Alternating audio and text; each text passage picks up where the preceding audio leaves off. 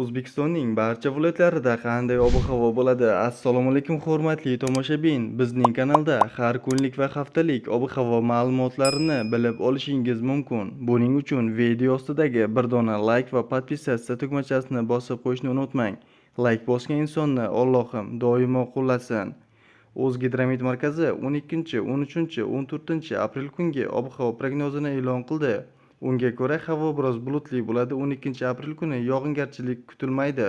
13 aprelda ba'zi joylarda yomg'ir yog'ishi momaqaldiroq bo'lishi mumkin. 14 aprel kuni kechasi va kunning ikkinchi yarmida ba'zi joylarda yomg'ir yog'adi, momaqaldiroq bo'lishi mumkin. Shamol sharqdan 7-12 metr sekund tezlikda esadi. 13-14 aprelda ba'zi joylarda 13-18 metr sekundgacha kuchayishi mumkin. Harorat kechasi 15-20 daraja, kunduzi 12-13 aprel kuni 31-36 daraja, 14 aprel kuni 29-34 daraja iliq bo'ladi.